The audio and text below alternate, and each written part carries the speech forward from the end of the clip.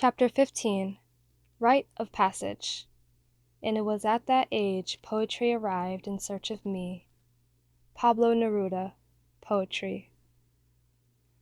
Those of us who find writing as our path develop a deep and intimate relationship with the medium of self-discovery and self-expression. Writing becomes a companion. Some people feel writing chooses us. I believe this. As a kid, when I was disenchanted with society and people, when was often, I climbed into my own world where everything was alive and magical. I wrote in order to connect with it. I felt powerful when I wrote things down. I started writing short stories when I was about 5 years old. Stories about characters who lived inside me. I sat for hours and hours by myself in the basement of our house and wrote. I didn't always know why I wrote, I just knew I had to do it. I've been writing ever since. When I write, I feel like I have a secret, something that fortifies me, something that's all mine, that no one can take away from me. I feel I have something I owe my life to, something that's bigger than me. When I write, I become more alive, more whole in myself. It's a place where I am completely free to be myself. When I left home at an early age, my mother didn't know where I was or even if I was alive. My grandmother told her, "Don't worry, she's going to write it all down in her books." When poetry found me, I was a young teen, struggling to survive on my own, aching to know myself and be true to myself. Writing became my path, my companion, my refuge. Not only did it save my life, but it was like finding out I was a witch who could write my own spells.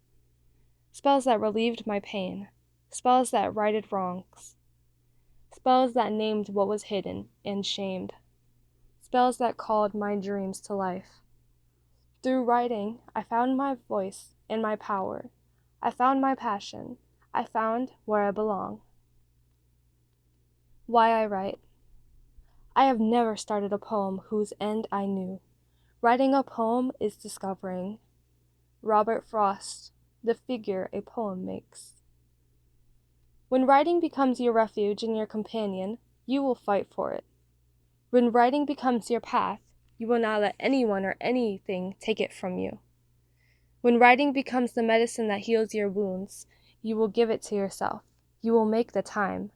You will do the discipline. You will find the words to name the unnameable. If writing has claimed you as its own, as it has me, you will know that writing is how we breathe, how we untangle, how we discover, how we bloom from darkness into love. Invitation. Think about why you write. What calls and inspires you to write? Do you experience a kind of transformation when you write? Do you learn things about yourself you didn't know? How do you feel about yourself when you write? What happens for you when you suddenly find the words to express what you think or feel? What is it like when you read back through a poem you've written? Just write. Why do you write? Keep asking yourself this question. Write down everything you hear yourself say. Don't judge or censor yourself. Answer yourself honestly. Dig deep. Find the answers. Find the questions. Allow yourself to be intense, funny, sad, passionate. Write it all down. Why do you write? What's in it for you? Where does it take you? What do you learn from writing? How does it change you? Why do you write? Example. Why I write. Meredith. I write to hear my own voice, because there are places of honesty and beauty that I go in my writing that I can't always go in my life. And I must, and because writing is where I grant safe passage to the shades of meaning that I don't always communicate to myself and others. When I write, I let the parts of me that hold my breath breathe. I write to let the light into my being and to let the darkness out. I write to release my pain and my past, to understand why and who I am, to savor my life by naming the ingredients that flavor my moments, and to celebrate my life in all its excruciating tenderness. I write to own myself, to capture the rhythm of my cycles, my journeys into the abyss, and my travels through glory. I write to allow myself to feel, to climb inside my emotions and explore their ranches and textures. I write to summon my tears, to let them wash me hot and clean, then drain me, empty and free. I write myself alive and reborn. I write myself whole and holy. I write to experience myself transformed. I write because it involves me in this mysterious process of discovery. And because writing is a ritual whereby I create myself. I write to get naked and authentic, to delve into the marrow of my being where I make my blood. I write because I hurt and because I love, and so I won't lose anything. I write because I've always written, and writing is how I know myself. I write because I'm lonely and sensual and spiritual, and I need to make connect with the divine, and writing for me is like touching. It is rubbing and rolling my body against the divine until my boundaries dissolve, and I no longer know where I start and where I stop. I become part of the universe. I write to make myself eternal, to leave a piece of me stained into the others. I write because I believe God listens for the places where we love and own ourselves. I write to keep myself company. I write because I can't sleep, because I find the darkness at 3 a.m. electric and intoxicating, and writing is the way I communicate with that life energy. I write to grab onto the edge of shimmering chaos and ride it through lightning storms, and come out stronger and clearer, and a little bit crazier from having tasted the other side. I write to access my subconscious like a Ouija board, to learn things about myself I may not have known, and to make sure I master the things I'm learning. I write to make the world my own. I write to keep myself honest and to keep myself from watching TV. I write to keep my muse intrigued. I write because I can't draw. Dig deeper. Write about why you sing, dance, swim, bike, run, play a sport, make art, read, garden, play an instrument. Examples. Why I sing. Katie, 18. I sing to feel alive and to break the chains from a time of numbness. I sing because to experience the pain, joy, aches, and wounds rushing through my veins once more is infinitely better than feeling nothing at all. I sing to find a window into who I was and to explore the times when I felt most alive.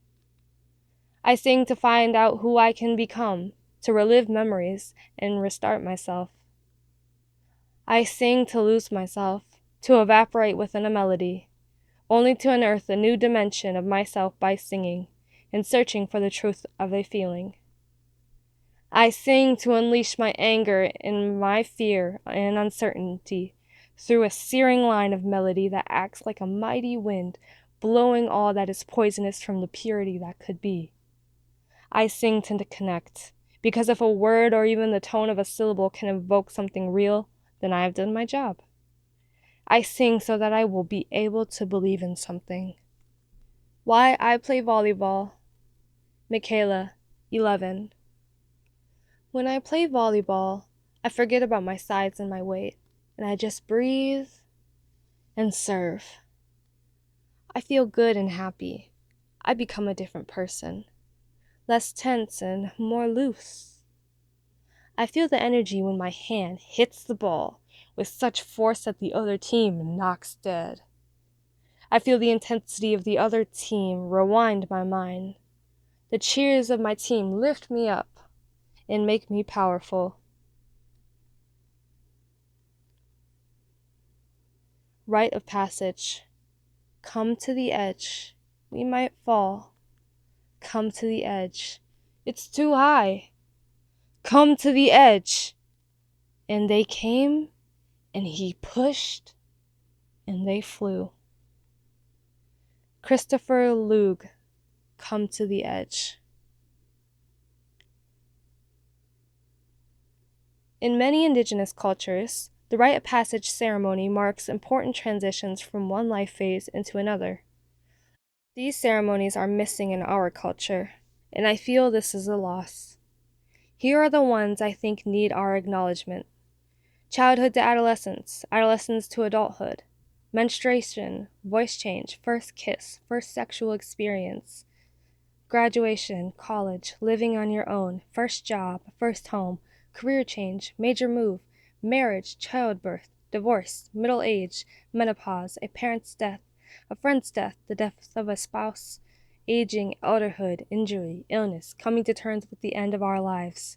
Creating ceremony around a life transition is a powerful way to invite friends, wear something beautiful, paint your face or body, go into nature, gather at night, or wake up early for a sunrise ceremony. Build a campfire or light candles, go to the ocean, a river, the forest. Dance and sing, cry and laugh, speak and write. Mark and celebrate this important life moment. Invitation. Think about what phase of life you're in. What rite of passage would you like to acknowledge? Or perhaps there is one you never got to mark, grieve, or celebrate. What are you moving out of, and what are you moving into? How are you transforming, and who will you become? Just right. Choose a life transition, a current one or one from your past that you want to acknowledge. Create your own ceremony to mark this rite of passage. Write about what you do, what you learn, and how you feel. Who wants to be grieved or honored? What wants to be birthed in you in the next phase of your life? What helps you speak your truth, claim your power, share your unique gifts, and know that you belong? Example: Lady Crow, rainy, 12. Midnight strands of silk blowing in the soft breeze, shining like 1,000 raven feathers, twisting and fluttering. Thin braids speckle the hair, winding it like a river. Nestled among the strands, 2 feathers, one long and slender, striped with cream and oak. Its speckles and flashes, tattered and frayed, almost signed. The other a brilliant crimson with a wide plume. This slender feather is one of the many tail feathers of a young speckled lady crow. Her eyes bright and curious, her sleek soft feathers neatly arranged and flattened. Her creamy delicate head speckled with dark stars of night, and a flat arrowhead beak. And her tail, 4 of the famous tail feathers that give her the regal air of an eagle and the daintiness of a chickadee. She is a bird of power and destiny. Only the girls with the deepest of souls and the brightest of spirits are awarded her feather. The large of the 4 is shed in late July, when strawberries burst and streams run clear. This feather, my feather, one of the largest, a 16-inch arrow of air and wind, floated down from the oldest of oak trees, collected by the girls of the trees and skies. They hang for months until a girl is chosen, a girl with fierce love and a kindling power within. The feather is bestowed on her, a medallion hairpiece woven and knotted until she is one of the 2 skies and the streams. The damp soil between her toes, the ocean of grasses and soft new shoots. She rises, her creamy face glowing, her striped feather shining, her hair glimmering like 1,000 crow feathers. Blindfold walk. Life is either a daring adventure or nothing. Helen Keller, Let Us Have Faith. Most of us depend on sight to get around in the world, and we can easily take it for granted. Sight is a gift, but not having sight can teach us to see in new ways. Without sight, we have to draw on our other senses to give us cues and information. Without sight, our other senses develop a higher degree of sensitivity. I took a theater class once in which I was blindfolded for 3 hours. It was one of the most extraordinary experiences of my life. At first I was nervous and it was difficult to even walk. I just wanted to curl up in a corner and sleep. But I jumped in, and the experience changed my life. Detached from the sense of sight, my other senses came alive, and I experienced the world as a richly textured stew of sound, smell, taste, and touch. All my perceptions deepened. Sitting next to people, I could smell them, sense the subtle fluctuations in the tone of their voice, feel the heat or cool emanating from their skin as their mood changed. I learned to trust myself and others on a deeper level of knowing. I let go of my masks, found my true center, and felt like I understood others more clearly. I was reluctant to take the blindfold off. I didn't want to part with my newly awakened perception. When I did take it off, I was almost embarrassed. I felt I knew more than I was allowed to know about people, and then I had revealed parts of myself I usually keep hidden. It was such a rich experience. I had no way of knowing that the things I learned from this experience would stay with me. For so many years, it inspired me to turn this into a writing invitation to share with my students. Invitation. Get a sleep mask or a scarf that covers your eyes completely, or simply close your eyes for this experience. Do this with a friend or group. Team up into groups of 2. One person wears the blindfold, the other person is a helper. The key here is that person with the blindfold is the leader. The blindfolded person can explore wherever they want, while the sighted person is simply making sure they don't get hurt, lost, or confused. You can do this either inside or outside. If outside, make sure the blindfolded person is safe from traffic, cliffs, debris, and other potentially dangerous situations. As a seeing person, you should stay in close contact with the blindfolded person at all times. You may need to hold the blindfolded person's hand until they relax and get comfortable moving around without their vision. You may also need to gently guide the blindfolded person away from the areas where they could get hurt. The blindfolded person should take anywhere from 15 minutes to an hour to explore and experience the world without sight. Keep talking to a minimum, unless needed to check in. Invite the blindfolded person to listen to their body and their feelings, to the sound and smells around them. Afterward, switch roles so each of you gets to experience being blindfolded. Just right. Settle down in a quiet spot to reflect on and write about your experience. How is the world different without sight? How are you different? What did you notice? Which of your other senses came into play? How has this experience changed your outlook? How has it deepened your perception of yourself and others? Examples. Blindfolded walk.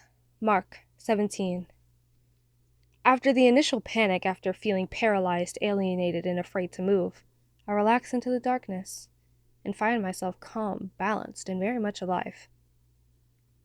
There is a spectrum of tones and inflection in every voice I hear, and though I've heard these voices a million times, they have never quite sounded like this before.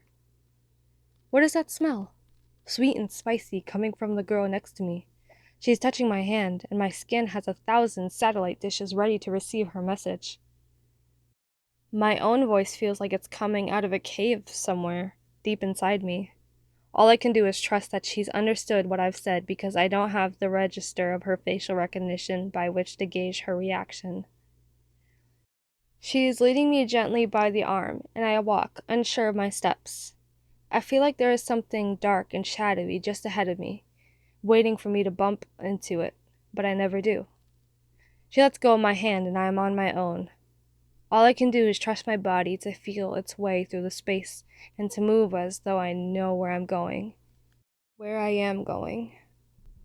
She is putting something in my mouth. Oh my God. It is so sweet and juicy, it erupts as I chew it. I never knew a grape could be so succulent. I'm smiling. Can I have more? It's strange to smile when you can't see anybody smiling back at you. I feel suddenly alone and yet more deeply connected to myself and others than I had ever imagined possible. Can we do this all day? Deeper than my eyes. Sarah, 16. I thought I would feel uncomfortable wearing the blindfold.